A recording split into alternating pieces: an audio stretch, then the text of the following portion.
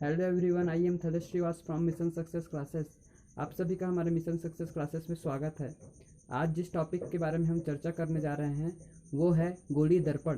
पिछले क्लास में हमने गोलीय दर्पण तक आपको बता दिया था, उसके टाइप्स को नहीं बताए थे और उससे आगे का जो और विवरण है उसके बारे में हमने बात नहीं किया था। तो आज हम आपको इस क्लास में बताएंगे गोलीय दर्पण तथा उसके जो टाइप हैं उनके बारे में डिटेल में, कि जब गोलीय दर्पण के जो टाइप्स आते हैं उस कंडीशन पर उसके प्रतिबिंब कैसे बनते हैं। तो शुरुआत होता है गोलीय दर्पण के टाइप्स के साथ में। गोलीय दर्पण जो होता है वह दो प्रकार का होता है। कौन कौन सा? उत्तल दर्पण और अवतल दर्पण। कौन कौन से प्रकार होते हैं? उत्तल दर्पण और अवतल दर्पण। जो एसीएफ के एग्ज़ाम देने वाले हैं वे खासकर हमारे वीडियोस को ज़रूर देखें। आपके एसीएफ ओरिएंटेड क्वेश्चंस जो हैं वो यहीं से बनेंगे, इसीलिए हम आपको एक एक चीज़ बारीकी से कराते जा रहे हैं। तो हमारे समस्त वीडियोस को ज़रूर देखें और अंत में लाइक, शेयर और सब्सक्राइब करना ना भूलें। तो चलिए शुरुआत करते हैं उत्तल दर्पण के साथ में कि उत्तल दर्पण क्या होता है। उत्तल दर्पण क्या होता है? जिसका परावर्तक सतह उभरा हुआ रहता है। क्या होता है? जिसका परावर्तक सतह उभरा हुआ रहता है। जैसे इसमें इसका परावर्तक सतह क्या है? उभरा हुआ है, तो इसको क्या कहेंगे? उत्तल दर्पण कहेंगे। ठीक है। और उत्तल दर्पण को अपसारी दर्पण के नाम से भी जाना जाता है। किस नाम से? अपसारी दर्पण के नाम से भी जाना जाता है। अपसारी दर्पण क्यों कहते हैं? क्योंकि यह अनंत से आने वाली किरणों को फैलाता है। क्या करता है? अनंत से आने वाली किरणों को फैलाने का कार्य करता है, इसीलिए इसे अपसारी दर्पण के नाम से भी जाना जाता है। याद रखिएगा, उत्तल दर्पण क्यों कहते हैं? क्योंकि इसका परावर्तक सतह उभरा हुआ रहता है। जबकि अपसारी दर्पण क्यों कहते हैं? क्योंकि अपसारी दर्पण में क्या करता है? यह अनंत तल से आने वाली किरणों को फैलाने का कार्य करता है। ठीक। अब दूसरा देखते हैं अवतल दर्पण। अवतल दर्पण क्या होता है? पहले डेफिनेशन देख लेते हैं, फिर इसमें बनने वाले प्रतिबिंब के बारे में बात करेंगे।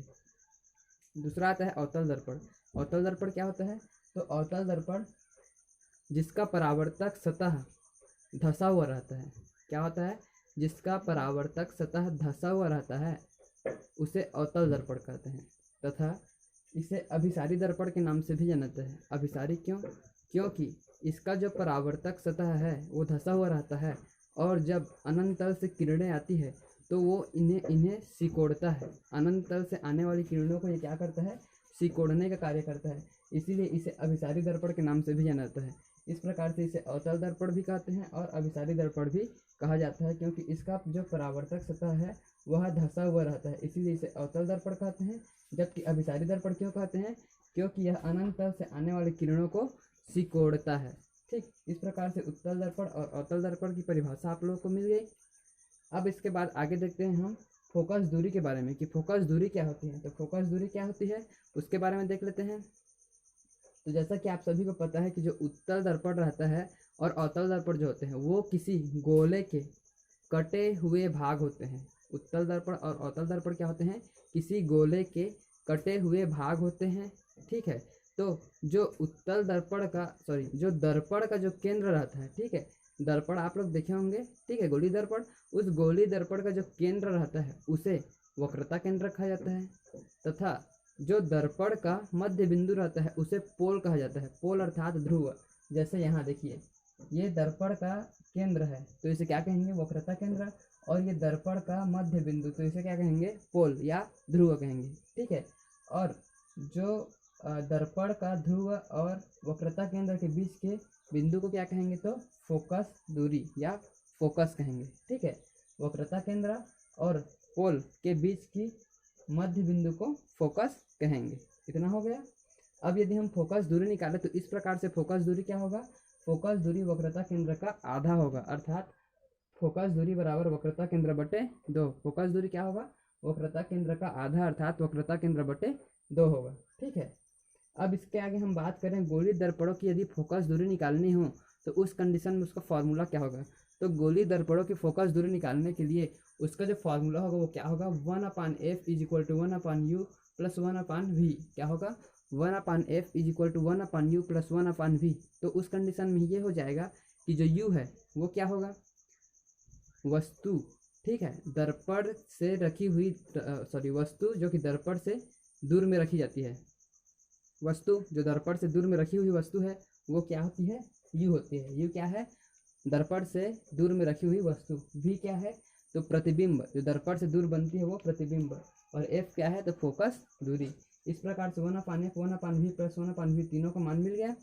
अब यदि हम बात करें आवर्धन के बारे में, तो आवर्धन क्या होता है, तो आवर्धन क्या होता है, किसी वस्तु के प्रतिबिंब की लंबाई तथा उस वस्तु की लंबाई दोनों के अनुपात को आवर्धन कहते हैं।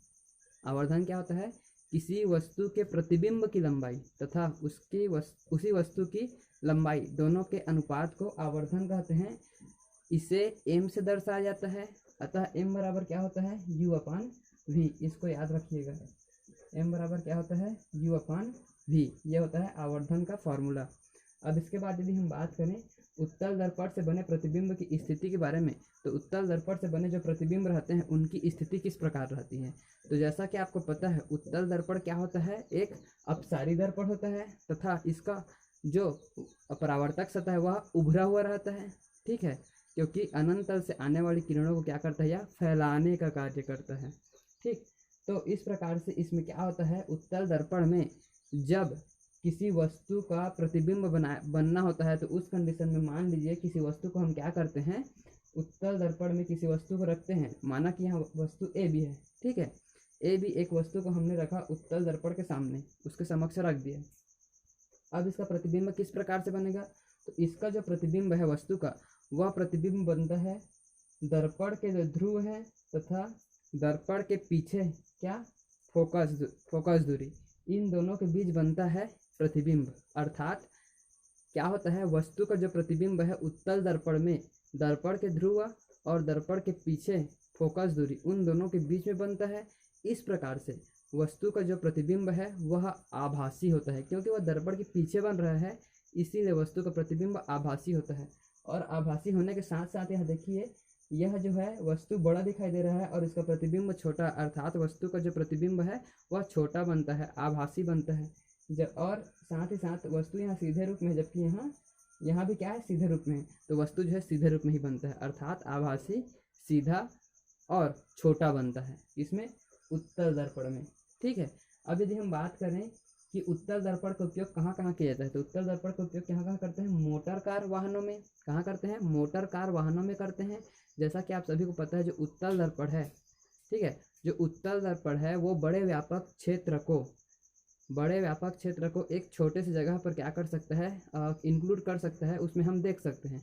इसीलिए क्या करते हैं, जो मोटर कार या वाहन रहते हैं उसके जो शीशे लगे रहते हैं उसमें हम बड़े क्षेत्र को, पूरे सड़क को हम देख सकें, इसके लिए उसमें दर्पण लगाते हैं। तो जिस दर्पण का उपयोग करते हैं उसे उत्तल दर्पण कहते हैं। एक हो गया। दूसरा, सड़कों में लगे लैंप पर, आप लोगों ने देखा ही होगा सड़कों में लैंप लगा होता है। क्या होता है, सड़कों पर लैंप लगा होता है, उन लैंपों पर उत्तल दर्पण का उपयोग करते हैं। क्यों करते हैं, ताकि जो रोशनी है, जो प्रकाश लाइट है, वो अधिक स्थानों तक फैल सके। और जैसा कि मैंने आपको बताया था पहले में ही उत्तल दर्पण के परिभाषा में कि इसे अपसारी दर्पण क्यों कहते हैं, क्योंकि अनंत तल से आने वाली किरणों को ये फैलाता है। तो यहाँ भी प्रकाश को फैलाने का कार्य कर रहा है, इसीलिए इसका उपयोग सड़क में लगे लैंप पर भी किया जाता है, ठीक। इस प्रकार से उत्तल दर्पण का हो गया। अब यदि हम बात करें अवतल दर्पण के बारे में, तो अवतल दर्पण का उपयोग और स्थिति। तो पहले अवतल दर्पण के उपयोग को देख लेते हैं। अवतल दर्पण का उपयोग कहाँ किया जाता है, तो अवतल दर्पण का जो उपयोग है वो किया जाता है दाढ़ी बनाने में। एक दूसरा, जो आँख, कान और नाक के विशेषज्ञ रहते हैं, जो डॉक्टर रहते हैं आँख, कान और नाक के, उनके पास आप पाओगे अवतल दर्पण का उपयोग, क्योंकि इनसे सूक्ष्म चीज़ों को देखना पड़ता है। प्लस इसके अलावा इसका उपयोग कहाँ करते हैं, तो सोलर कुकर में इसका यूज़ करते हैं, ठीक है। अब यदि हम उसकी स्थिति के बारे में बात करें कि यदि वस्तु अलग अलग कंडीशन पर हो अवतल दर्पण में, तब उसका प्रतिबिंब कहाँ कहाँ बनेगा। तो सबसे पहले देखते हैं जब वस्तु अनंत पर हो। अब हम अवतल दर्पण की स्थिति के बारे में बात कर रहे हैं। अवतल दर्पण में जब वस्तु कहाँ हो, अनंत पर हो, उस कंडीशन में उसका जो प्रतिबिंब है वह कहाँ पास बनेगा, ठीक है। तो जब वस्तु अनंत पर हो उस कंडीशन में प्रतिबिंब की यदि हम स्थिति की बात करें, तो यहाँ देखिए वस्तु अनंत पर रहता है, तो अनंत पर रहने के पश्चात वह दर्पण से उसका जो है लाइट जाकर पड़ता है, फलस्वरूप जो प्रकाश है टकरा कर वापस फोकस पर आती है। इस प्रकार से उसका जो प्रतिबिंब है वो फोकस पर बनता है। अर्थात यदि वस्तु अनंत पर हो तो अवतल दर्पण से उसका जो प्रतिबिंब है वो फोकस पर बनेगा और उससे छोटा बनता है, उल्टा बनता है और वास्तविक बनता है। ठीक है, उससे छोटा, वास्तविक और उल्टा बनता है। अब दूसरा, जब वस्तु वक्रता केंद्र व अनंत के बीच हो। मान लीजिए कि अवतल दर्पण में वस्तु जो है वक्रता केंद्र और अनंत के बीच में हो। कहाँ कहाँ? वक्रता केंद्र, ठीक, और अनंत के बीच में हो। उस कंडीशन पर प्रतिबिंब की स्थिति क्या होगी? तो यदि हम इस कंडीशन में बात करें तो क्या होता है इस कंडीशन पे कि जो वक्रता केंद्र और अनंत के बीच में यदि वस्तु हो तो उस कंडीशन पे इसका जो प्रतिबिंब है वह वक्रता केंद्र और फोकस के बीच बनता है। कहाँ बनता है? वक्रता केंद्र और फोकस के बीच बनता है। और जो प्रतिबिंब है वह उल्टा बनता है तथा वस्तु की अपेक्षा छोटा बनता है। प्रतिबिंब उल्टा बनता है तथा वस्तु की अपेक्षा छोटा बनता है तथा वास्तविक बनता है। ये भी याद रखिएगा कि जब वस्तु वक्रता केंद्र और अनंत के बीच में हो तो उस कंडीशन पर उसका जो प्रतिबिंब है वह वक्रता केंद्र और फोकस के बीच बनेगा, प्लस वस्तु की अपेक्षा उसका प्रतिबिंब छोटा बनेगा, उससे उल्टा बनेगा तथा उससे उसका वास्तविक प्रतिबिंब बनेगा। ठीक है। अब तीसरा कंडीशन, जब वस्तु वक्रता केंद्र पर हो। मान लेते हैं कि वस्तु कहाँ पर हो? वक्रता केंद्र सी पर हो। तब यदि वस्तु वक्रता केंद्र सी पर हो उस कंडीशन पर इसका प्रतिबिंब की स्थिति क्या होगी? तो जब वस्तु वक्रता केंद्र पर हो उस कंडीशन पर उसका जो प्रतिबिंब है वह भी वक्रता केंद्र पर ही बनता है, किंतु उसकी अपेक्षा वह क्या होता है? उल्टा बनता है। वस्तु जो है वो सीधा रहता है लेकिन उसका प्रतिबिंब उल्टा बनता है। ठीक है, उसका प्रतिबिंब क्या बनेगा? उल्टा बनेगा तथा उसके बराबर बनता है, अर्थात ना तो छोटा ना तो बड़ा, दोनों की स्थिति क्या होगी? बराबर होगी। अर्थात जितना बड़ा, जितनी लंबाई वस्तु की होगी उतनी ही लंबाई क्या होगी? उसके प्रतिबिंब की भी होगी, किंतु उससे उल्टा बनता है और वास्तविक बनता है। यह जानकारी मिलती है वस्तु जब वक्रता केंद्र पर हो अवतल दर्पण में। चौथा, जब वस्तु वक्रता केंद्र व फोकस के बीच में हो। जब वस्तु वक्रता केंद्र व फोकस के बीच में, फोकस दूरी के बीच में हो तो उस कंडीशन पर इसका प्रतिबिंब के बारे में देखें तो प्रतिबिंब क्या होता है? जब वस्तु वक्रता केंद्र और फोकस के बीच में हो तब इसका प्रतिबिंब वक्रता केंद्र और अनंत के बीच बनता है। ठीक है, जब वस्तु वक्रता केंद्र और फोकस के बीच में हो तब इसका प्रतिबिंब वक्रता केंद्र और अनंत के बीच में बनता है तथा वस्तु की अपेक्षा यह उल्टा बनता है और उससे बड़ा बनता है तथा वास्तविक स्थिति में रहता है। कैसा बनता है? वस्तु की अपेक्षा यह उल्टा बनता है, ठीक, और उससे बड़ा बनता है तथा वास्तविक प्रतिबिंब हमें प्राप्त होता है। कब? जब वस्तु वक्रता केंद्र और फोकस के बीच में हो। अब इसके पश्चात यदि बात करें पांचवा कंडीशन, जब वस्तु केवल फोकस पर हो। जब वस्तु केवल फोकस पर हो तब क्या होगा?